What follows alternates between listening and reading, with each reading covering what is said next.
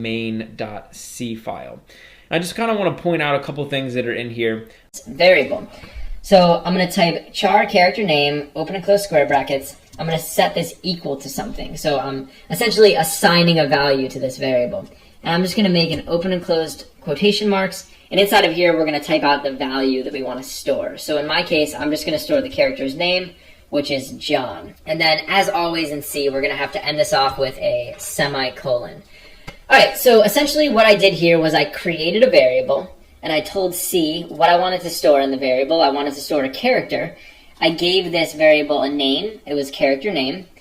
And I used these open and closed square brackets to tell C that I wanted to store a bunch of characters, not just one.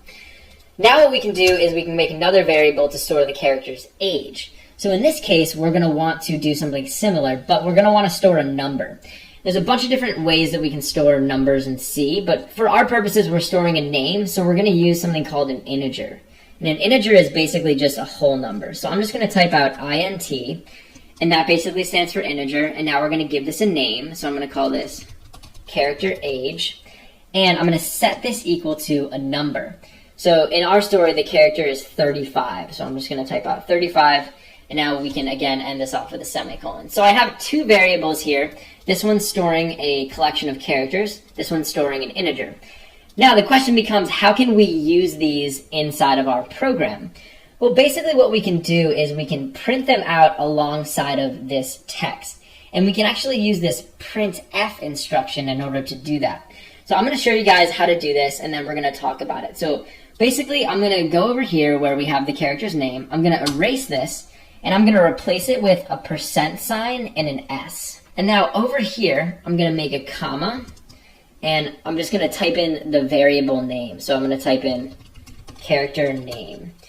And basically what's happening is when we use this %s, we're telling C that inside of this string of text here, we're going to want to insert another string. And a string is basically just a collection of characters. So I could call this up here a string variable.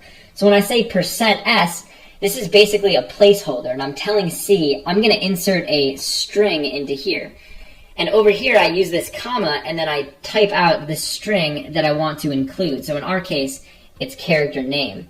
And so basically over here, it's going to say there once was a man named %s, and it's going to replace %s with whatever we specify over here. So it's going to replace %s with the value that's stored inside that character name variable. So I'm going to save this, and we'll run our program. And now you'll see that it's still printing out that there once was a man named John. Even though we didn't actually type out John over here, we just typed %s in the character name. So I can do this in this other spot too. So down here, we're also using the character's name. So I can type %s, and over here we can type character name. And again, this is going to act as a placeholder for this string of characters that we specify over here. Let's do the same thing with the age. So over here we have the age is 35. I'm going to do something similar. I'm going to say %, but now because I have a number, instead of using %s, I'm going to use %d. And that basically means that we're going to insert an integer number into here.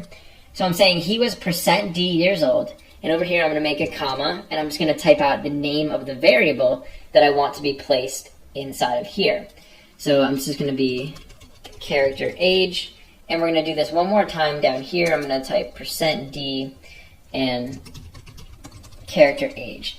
So essentially what I'm doing is I'm printing out the value that's inside of character age where I specify this placeholder. So let's go ahead and run our program, and now you'll see it's going to look exactly the same as it did before. It's the same story, the same name, and the same age, except I didn't have to actually type out the character's age and the character's name inside the story. I just referred to the variable. And what's cool about variables is I could come up here, and let's say I wanted to modify the character's age. All I would have to do is modify it in this one spot. So we could change the character's name to like Tom, and we could also change their age to like 67. And now when I run my program, all of that's going to get updated in the story. So now it's using the name Tom and the age of 67. In our case, we only mentioned the character's name and the character's age a couple times.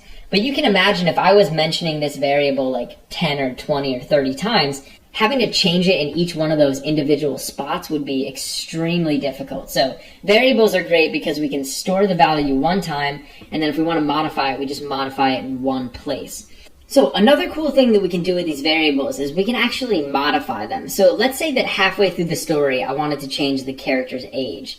I could actually come down here, I can make a new line, and right above these print statements, I could give this variable a new value. So I could say character age, and I can just set it equal to something else. So we could set it equal to like 30.